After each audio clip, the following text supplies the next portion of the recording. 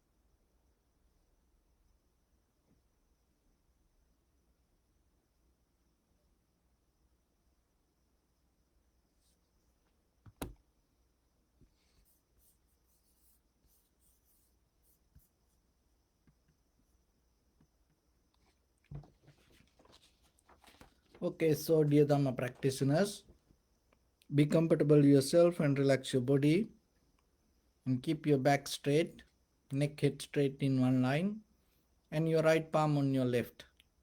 So gently close your eyes and bring attention to this bell sound, and while you're focusing to the sound, mentally relax your body, relax your mind, and relax your breathing with your thoughts. Do nothing extra. Just follow the sound, please.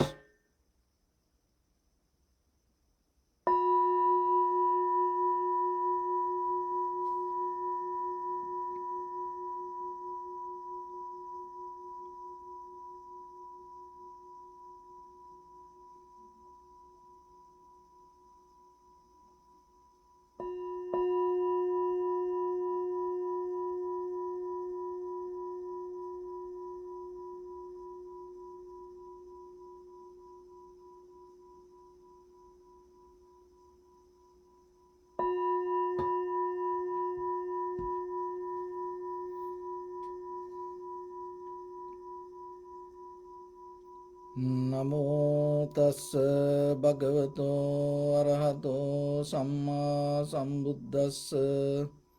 Namo tassa bhagavato arahato samma sambuddhassa.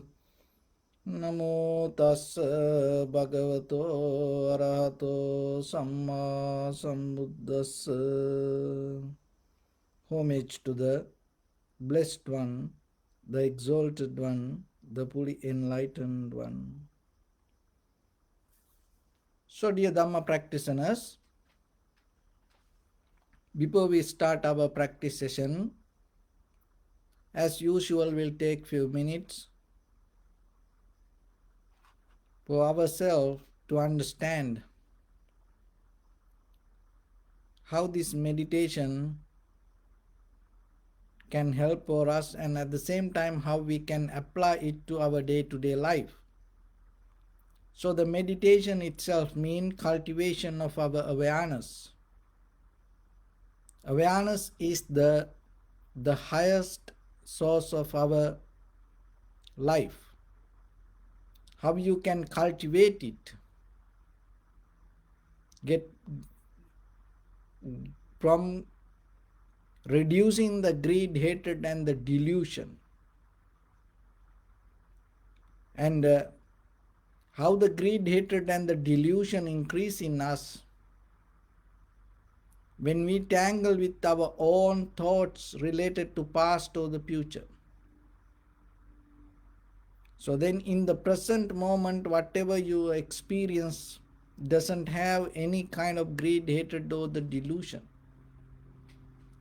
So then if you are capable to tune to the present moment, you can get the help out of it.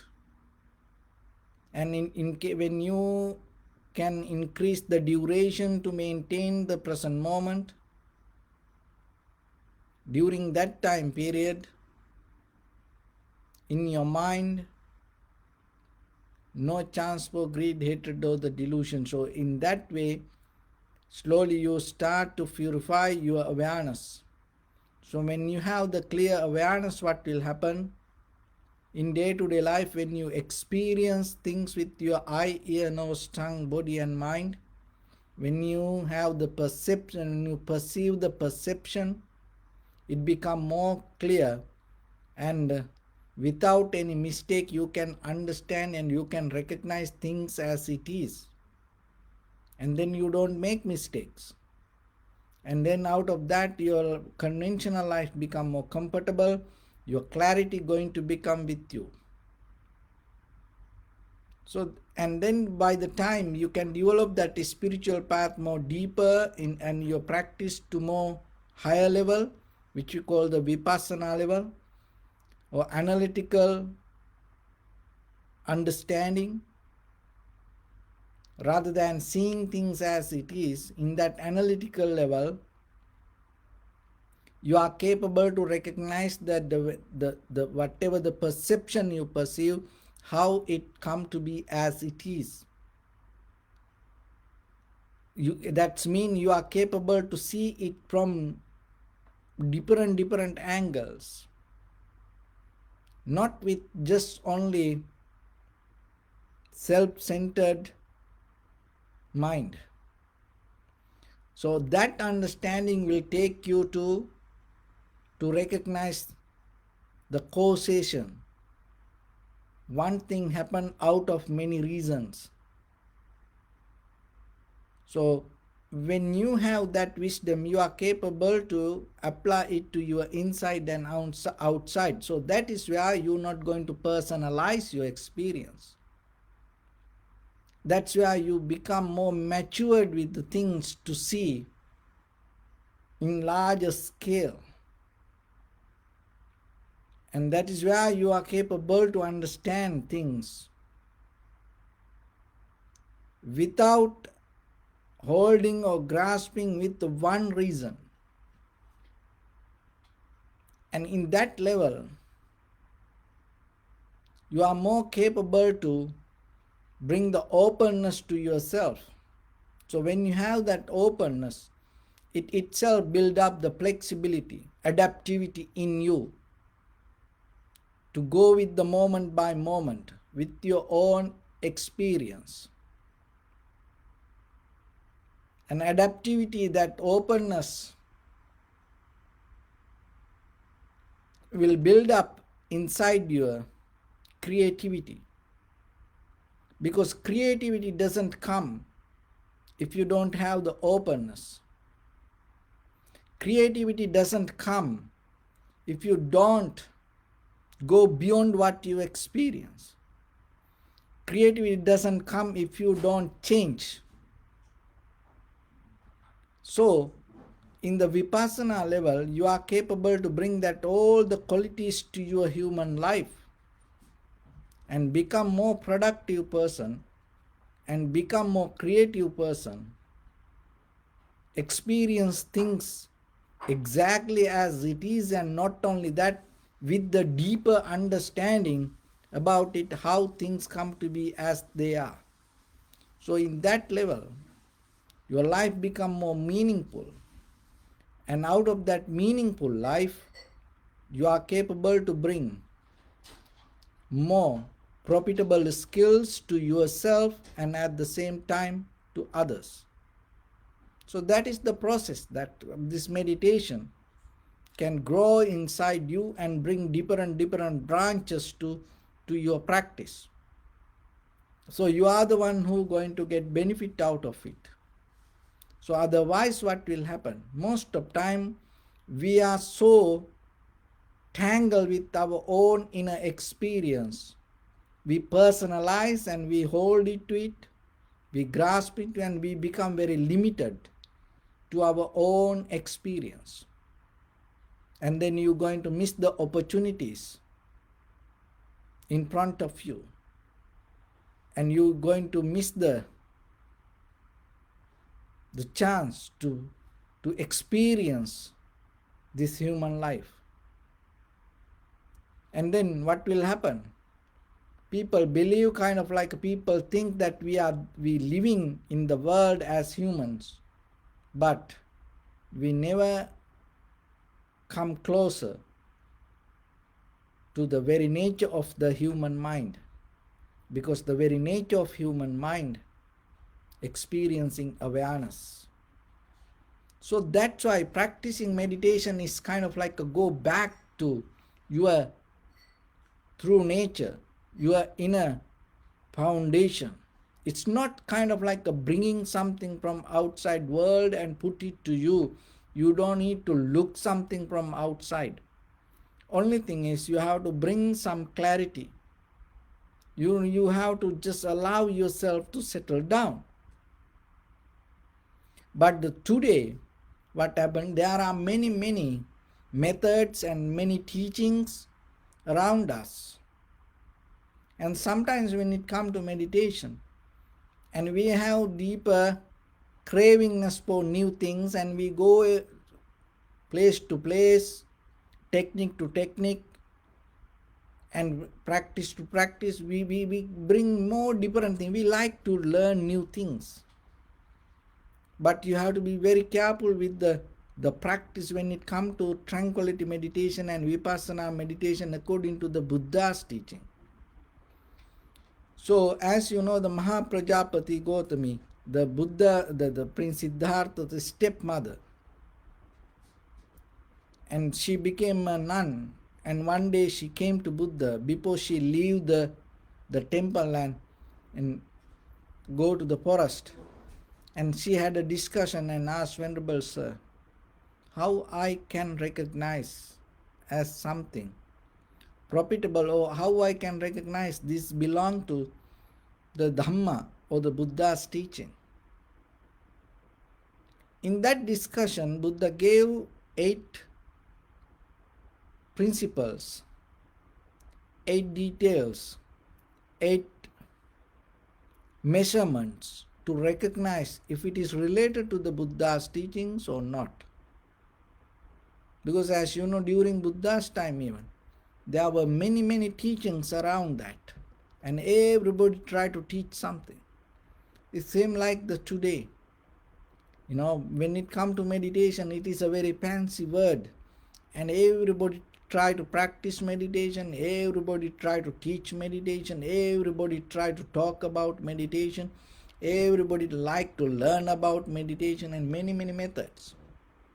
So out of that all, of course that all teachings has some kind of meaning. But when it comes to the Buddha's teachings, it is very clear the very purpose of these all teachings, get out of the suffering. and the very first level, understanding what is exactly the suffering, because sometimes we misunderstand suffering. People don't know what is exactly suffering. Even though they are suffer, they don't know it is the real suffering. That suffering sometimes, because once we attach to suffering, we can take it as a pleasure. And sometimes when we attach to deeper unsatisfaction, we take it as the satisfaction. That is where it becomes normal. So what is normal means? Normal means whatever the majority people do. So then just imagine, your neighbor, that the drunken, heavy, drunken man every day come in the evening around 6 o'clock, 7 o'clock, and it start to shout. Maybe, give a hard time to wife and children. Or maybe, that every day you hear around dinner time or 8, 9, 10 during that time period, you always hear the big drama going on. So now it become normal to you. So then by the time what will happen, there is a visitor come to your house. And then this visitor, suddenly hear that, by the, 8 p.m., 9 p.m., the drama start. And then suddenly the visitor, get wonder, and ask, what is that? Why it happened? What? Oh, it's normal. Don't worry, it's normal. So then we have to be very careful for us what is normal maybe. For the Dharma, for the nature is not normal. For us, what is normal? It's whatever the things mesmerize our mind. It's going to become normal for us. So then that's why sometimes the deeper suffering, once it becomes normal to you, you will never get out of it. And then sometimes the ignorance become normal to you. Just a kind of like, there are some, people, they always make, the fun out of somebody. Or when they go somewhere, they always tell jokes and try to make people laugh, There's nothing wrong with that, but the thing is, and sometimes they tell lies out of that all. They say kind of like improfitable things. Sometimes they talk useless things, and then it become normal to you. So that kind of things become normal. So what will happen? The ignorance going to become normal to you. Then if the ignorance become normal to you, you will never find the wisdom. So then it is your responsibility. Don't allow things to be normal if it is unprofitable, because that is a danger. So that's why out of the Buddha's teaching, one of the major purpose of this all, to give the clear understanding what is really suffering. Because end of the day, that is matter. Because you are the one who going to have a hard time if you don't understand it. One day it's going to bounce back to you. One day it's going to sabotage you. So then it is better you have that clear understanding. And just understand the very nature of the life. That's it. Just know, because when you live, just know the nature of life. That wisdom will. Not the dogmas, not the ideas, not the believing, just know the very natural, very organic wisdom or the knowledge about life. And then another thing is, in the Buddha's teaching, it teach what is suffering, and not only that, it exactly teach us how to get out of it. That is the main purpose of the Buddha's teaching, nothing else. Not giving too much unnecessary details about things. So then, as soon as possible, remember to recognize what is suffering and try to get out of it, and after that, you're free. Because suffering will never catch you back. Otherwise, if you lose this opportunity, miss this opportunity, what will happen? It's kind of like you feeding a kind of like a very dangerous poison king cobra. It's your own thoughts, own mind. So that's why it is very important yourself to know, especially when you learn something, you should know where it's going to take you. Is it going to take you out of the suffering? It going to tell you what is suffering? If not, remember, by the time it can bring difficulties to you. So somehow in a very conventional life we need that ordinary knowledge, but end of the day you need something more than that. So Buddha's teaching provide that wisdom to you.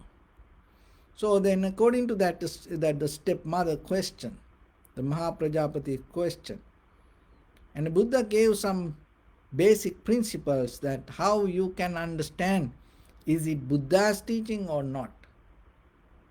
So I hope that this will help for you also, because when you engage with practice, when you listen to something, when you read a book, and when you go with people, when you know that practice other spiritual things, if you know this very well, and you can modify it, moderate it, and get the highest benefit out of it. So what is the first thing that the Buddha said? So whatever you practice, then if it is related to the Buddha's teaching, it always brings the dispassion. So if any teachings bring some kind of passion, that's mean the self-centered idea to look for the satisfaction. That is where the passion comes. The self-centered idea look for satisfaction, that is not the Buddha's teaching.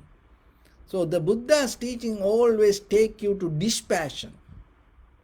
So that means it will take you out of always this self-centered mind, and it will always take you out of looking for desire-based satisfaction.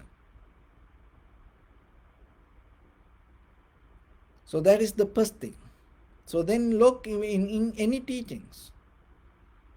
It doesn't matter whoever say, oh, this is told by the Buddha, this is this sutra, that sutra. Sometimes people, so then look, is it? That information try to take you out of the passion and take you towards the dispassion. That is related to the Buddha's teaching. And the second one, that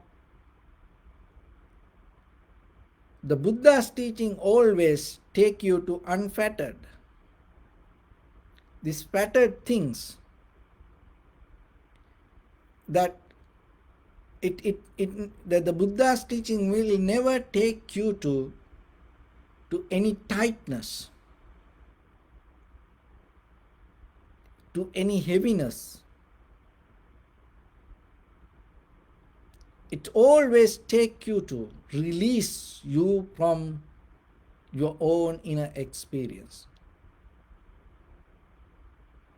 So the third one is, it will never take you to accumulation.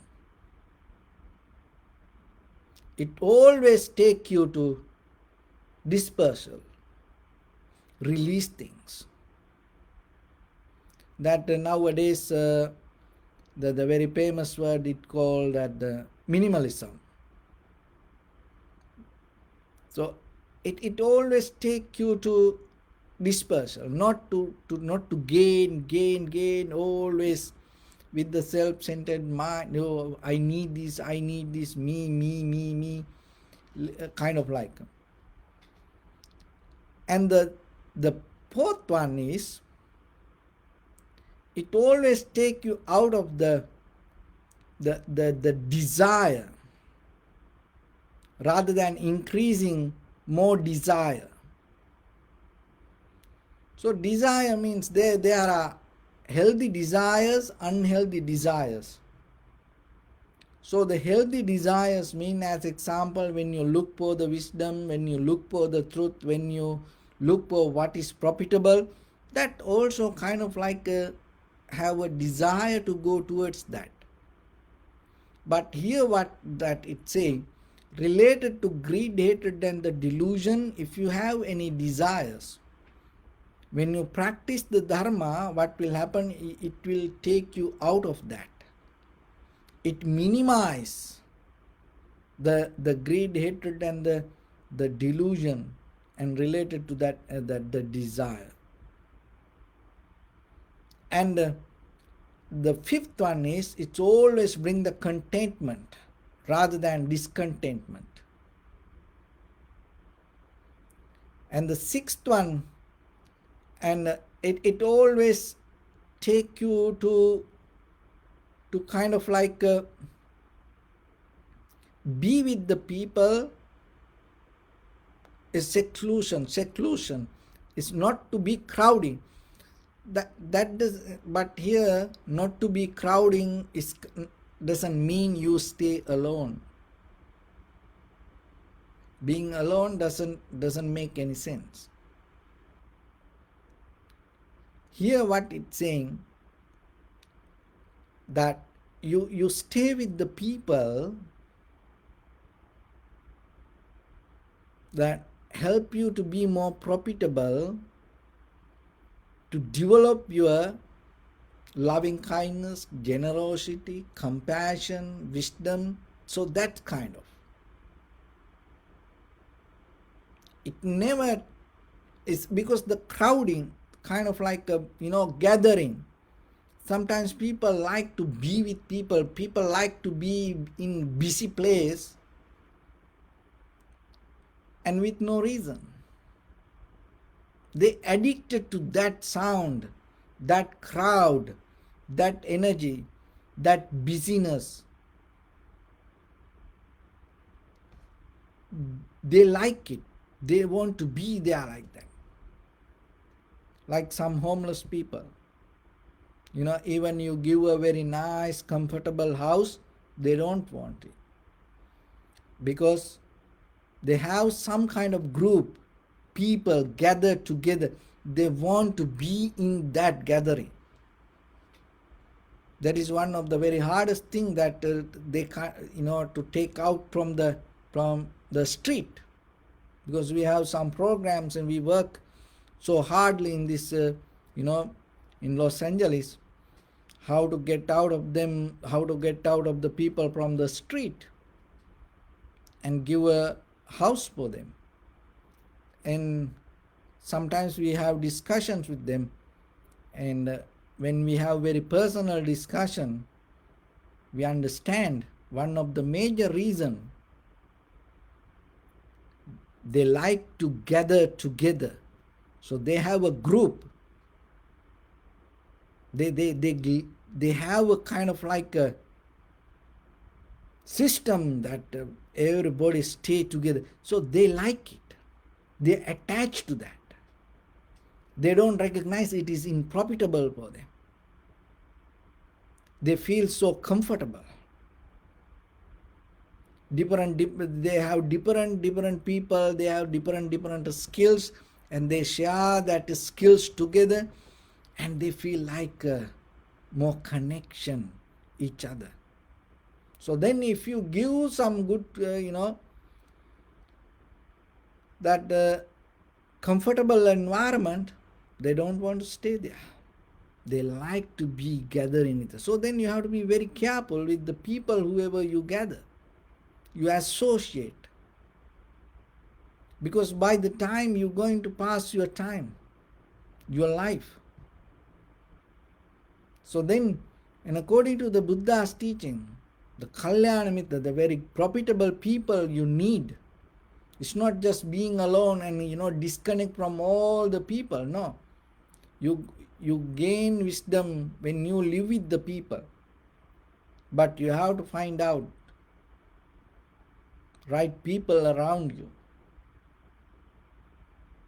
So don't get into wrong association. It's very hard to get out of it. It's like the prison, gangsters, and sometimes different kind of cult, and the drugs dealers.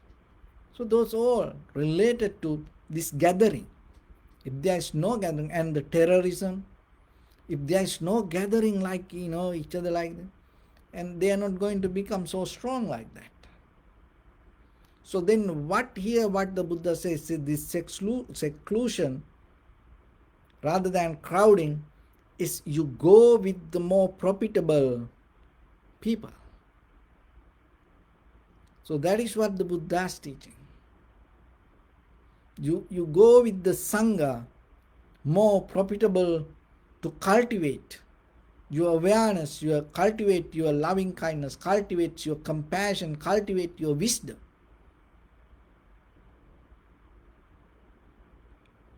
So otherwise, by this time what will happen? You're going to get discomfort, unhappiness, sadness, worry. So, and the seventh one, the Buddha's teaching always increased the energy. It never increased the laziness. That laziness is a kind of like a shut down that your awareness, shut down, covered your recognition. Your mind become kind of like a gloomy sky, and always the doubt. But the energy is the light brings that to inside you to see very clearly. So if you have this laziness, what happens? And you slowly start to detach things. And if you have the energy, what will happen? You start to non-attach things. So the detachment bring the resistance, anger, jealousy, frustration, misunderstanding. But the non-attachment bring the awareness, energy, clarity. Because non-attachment is come out of the wisdom or the recognition. For that you have to have certain kind of strength and the energy. It is your conscious decision. That decision come out of the wisdom,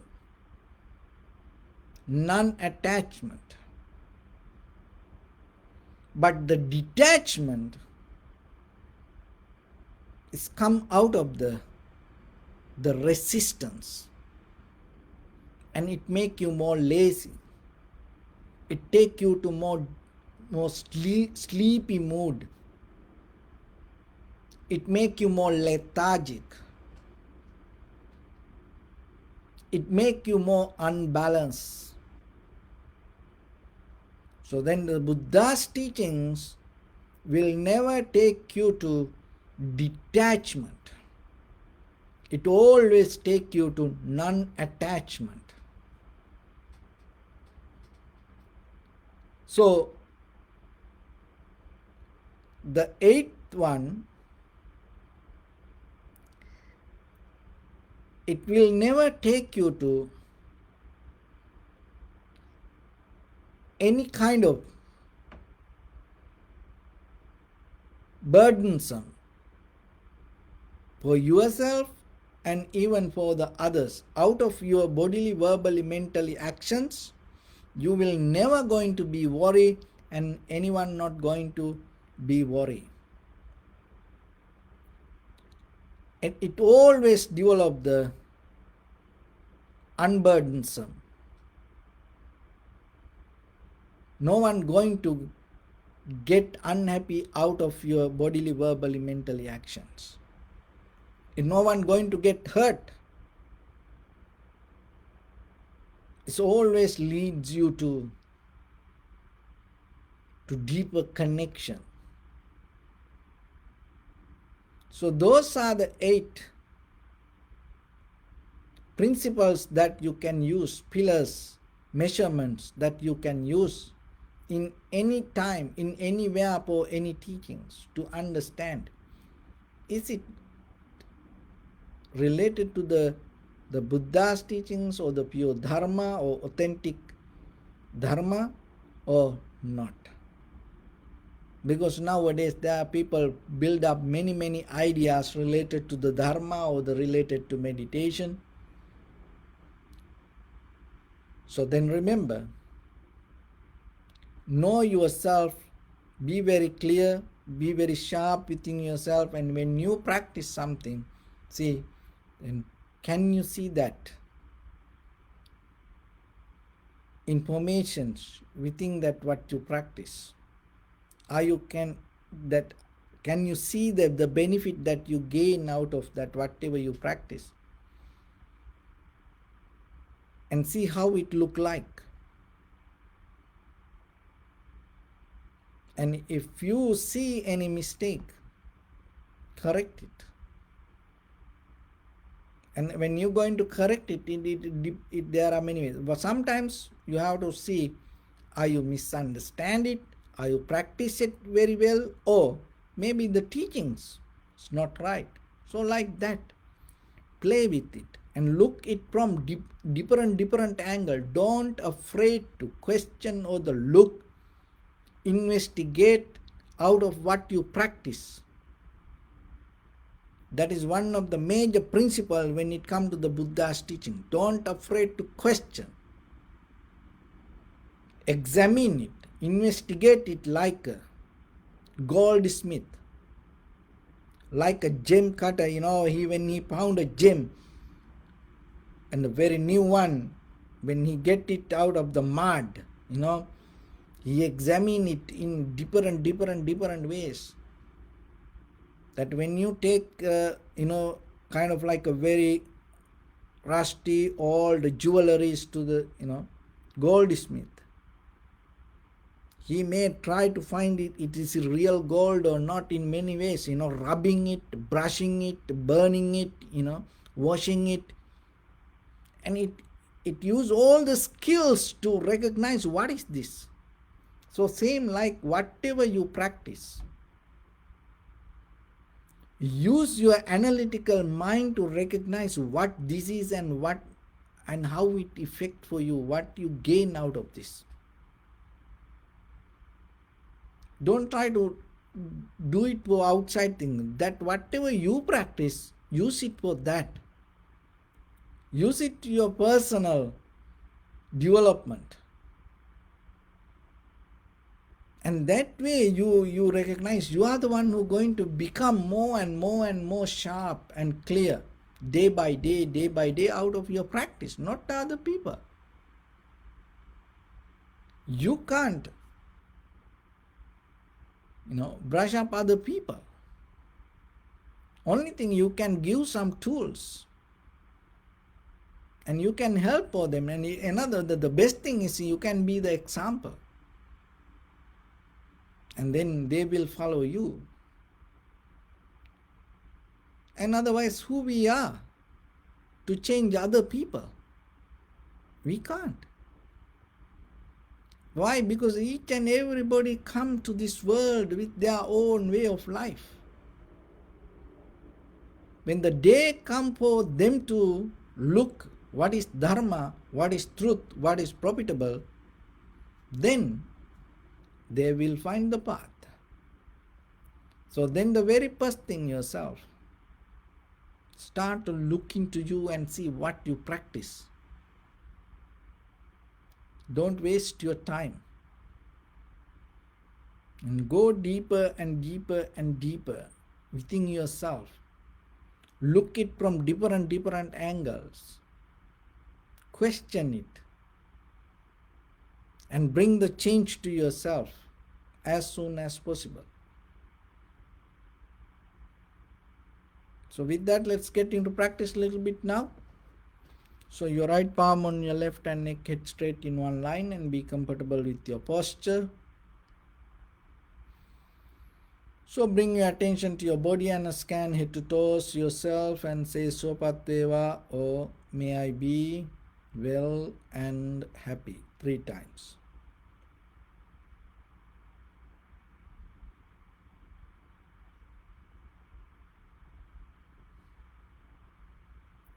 Take a moment and think.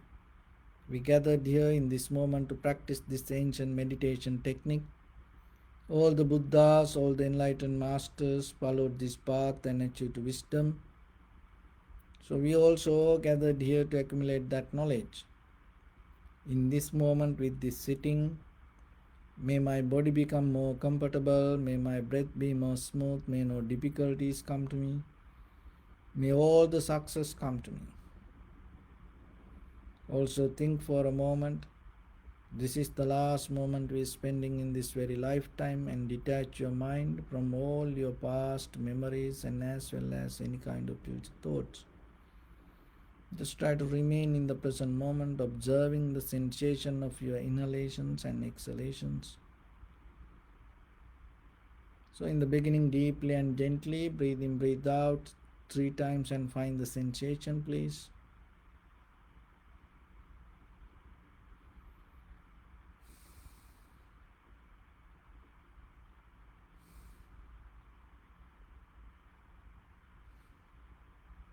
And allow your inhalations, exhalation happen as it is.